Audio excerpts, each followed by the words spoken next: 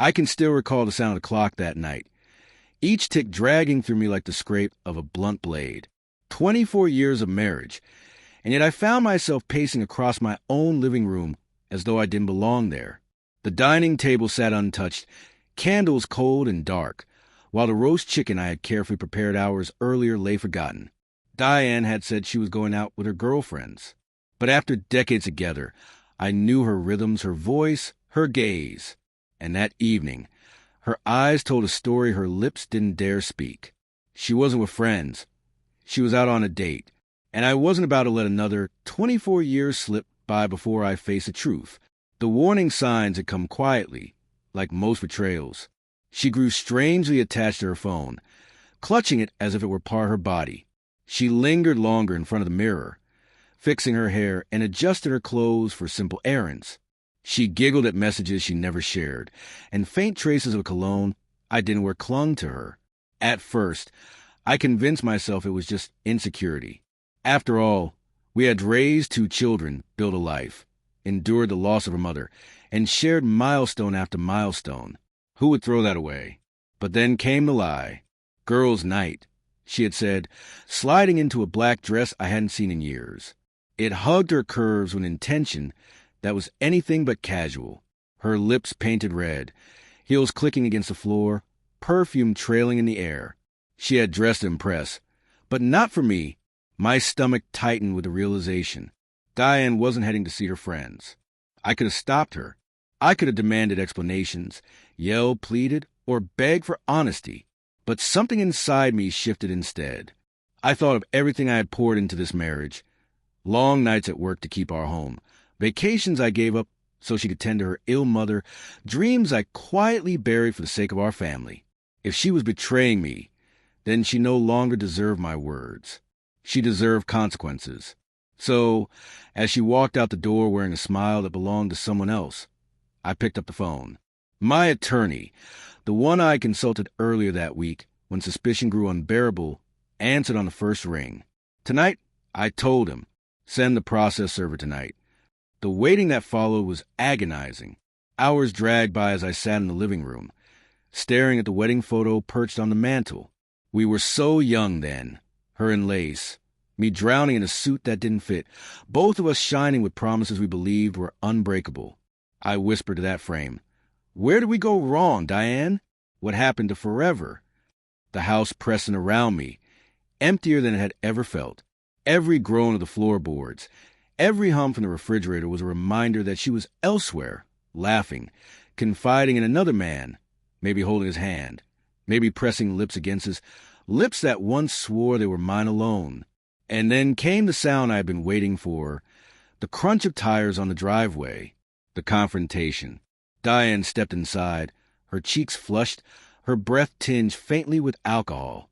Her eyes sparkled with a light I hadn't seen aimed at me in years. She froze the moment her eyes landed on me, still in my work clothes, sitting rigid on the couch, hands locked together.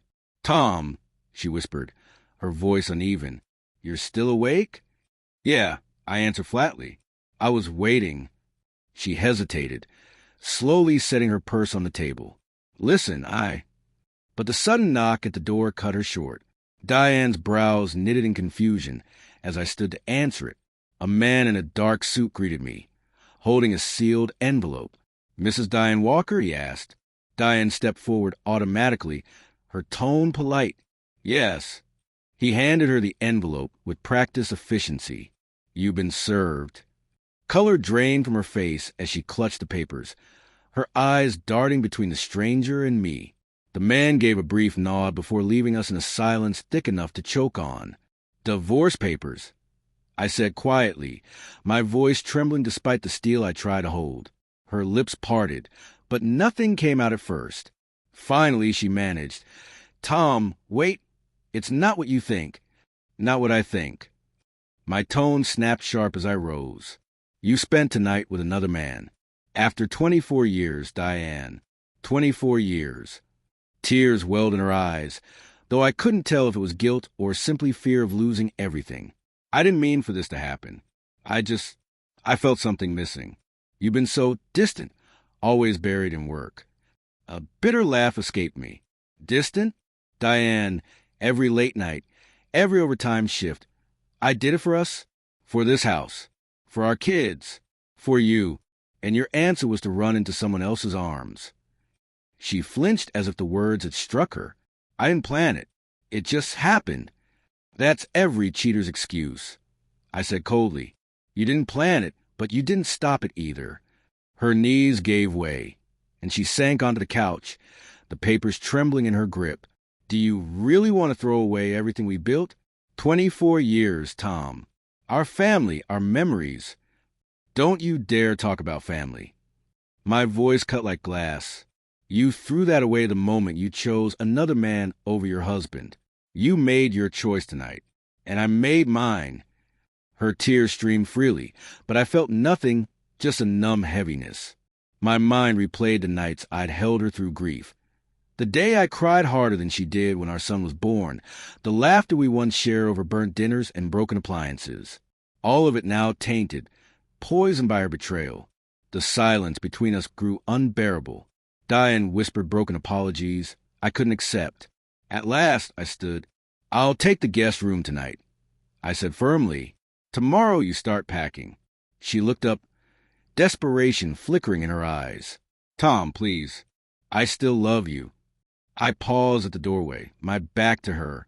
You don't love me, Diane. You love the comfort of me being here, while you chase someone else.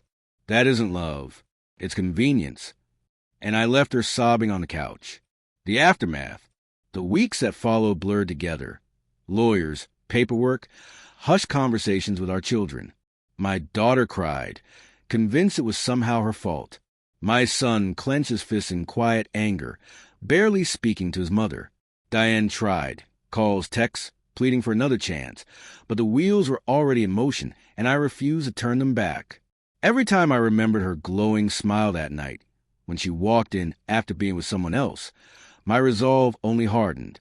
The final goodbye, the day the divorce was finalized, we sat across from each other in the courthouse. Diane's face was pale, her eyes swollen from endless crying. I wanted to feel pity, but all I felt was hollow. When the judge's gavel fell, she whispered, I never thought it would end like this. I looked at her, the woman I once believed would be beside me until the end of my life. Neither did I said softly, but you made sure it did. She reached for my hand, but I pulled away. That was the last time we spoke. Reflection. Months later, the house feels both emptier and freer. I still catch myself setting 2 plates at dinner out of habit. I still find traces of her perfume clinging to the pillows she left behind. But the silence no longer feels suffocating. It feels like healing. I've learned that betrayal doesn't just shatter your heart. It reshapes you. It forces you to face who you are without the person you thought you couldn't live without. Diane went on a Friday night date. I sent a process server. The hardest choice I've ever made, but the one that saved me. Because in the end, it wasn't just about her unfaithfulness. It was about reclaiming my dignity, my peace. And the years of my life I refused to let her waste any longer. And that, I realized, was worth far more than 24 years of lies.